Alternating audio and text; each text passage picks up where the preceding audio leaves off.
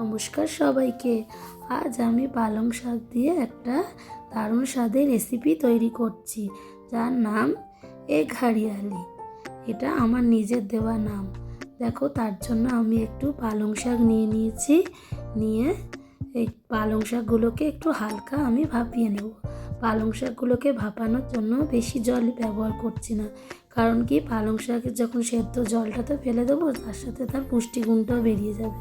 তাই যাতে চেষ্টা করবে জলটা সেদ্ধর সাথে একসাথে শুকিয়ে যায়। আর তার মধ্যে দিয়ে দিয়েছিলাম 5টা আমন্ডসগুলো সেদ্ধ দেখবে যখন সেদ্ধ হয়ে যাবে এমন খোসা উঠে যাবে। এবার সেদ্ধ হয়ে গেলে এগুলোকে আমি একটা প্লেটের মধ্যে তুলে নেব। তুলে সমস্ত আমন্ডসের খোসাগুলোকে ছাড়িয়ে একটু ঠান্ডা হতে দেব।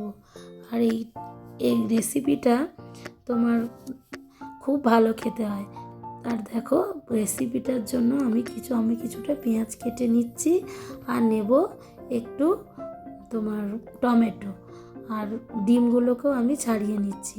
ডিমগুলো সেদ্ধ করে একটু ঠান্ডা জলের মধ্যে ডুবিয়ে রাখবে, দেখবে ডিমের খোসাগুলো খুব ভালোভাবে উঠে আসবে। অনেক সময় হয় না, ডিমটা খোসাগুলো ছাড়ানো যায় না, যদি তোমরা ঠান্ডা জলে একটু ডুবিয়ে রাখো অনেকক্ষণ, ঠান্ডা হয়ে গেলে খুব ভালো তোলা যাবে। আর আজকে আমার গলার অবস্থা খুবই খারাপ, তোমরা একটু ম্যানেজ করে নিও। এত ঠান্ডা লেগেছে, গলা পুরো বসে গেছে।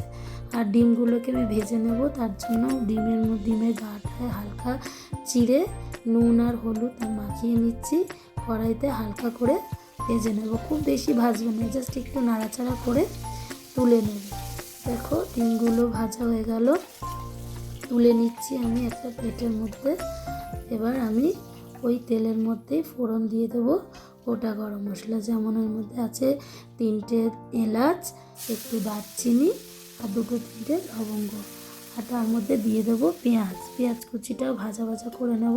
পেঁয়াজটা যাতে তাড়াতাড়ি নরম হয়ে যায়, তার জন্য তোমরা নুন দিয়ে দেবে। নুন দিলে পেঁয়াজটা তাড়াতাড়ি নরম হয়ে যায়। আর তার মধ্যে দিয়ে দিচ্ছি একটু টমেটো কুচিটা যতক্ষণ না নরম হচ্ছে ততক্ষণ ভালো করে ভেজে নেব।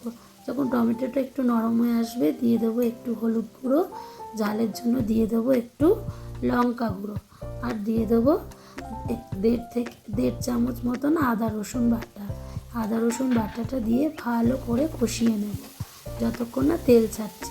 যতক্ষণে আদা রসুন বাটাটা কষানো হচ্ছে ততক্ষণে আমরা দেখো, এতক্ষণে আমাদের পালং শাক সেদ্ধটাও ঠান্ডা হয়ে গেছে।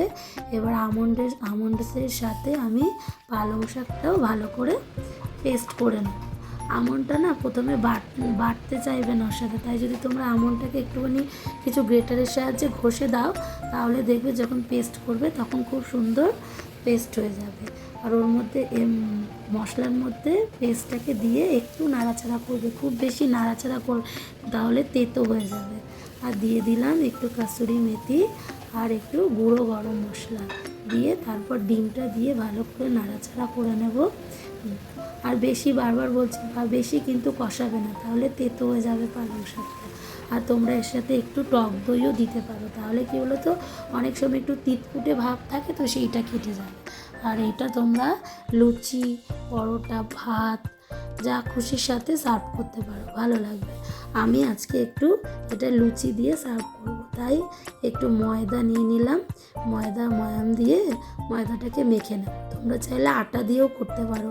আমি বেশিরভাগ সময় লুচি করলে আটা দিয়েই করি, কারণ তো তোমরা জানোই ময়দাটা স্বাস্থ্যের পক্ষে ভালো না। তবু আজকে ইচ্ছে করলো একটু ময়দার লুচি খাই, তাই আমি এটা বানিয়ে নিচ্ছি। বেশ কয়েকটা লুচি বানিয়ে নেব। আজকে আমার গলার অবস্থা তো ভালো না, আমি বেশি কথা বলতে পারছি না। বিয়েবাড়িতে গিয়ে আমার ঠান্ডা লেগে গেছে। যেখানে বিয়েবাড়ি গেছিলাম ওখানটা একটু গ্রামের দিক, তো খুব ঠান্ডা ছিল। এত ঠান্ডা লেগে গেছে যে আমার গলা দিয়ে কোনো আওয়াজই বেরোচ্ছে না। দেখো, লুচি ভাজার পরে এরপর একটা দারুণ তোমাদের জন্য সারপ্রাইজ আছে। ওপর থেকে একটু ফ্রেশ ক্রিম দিয়েছিলাম, তোমরা চাইলে এটাকে স্কিপও করতে পারো। দেখো, ব্যাস তৈরি হয়ে গেল রেসিপিটা।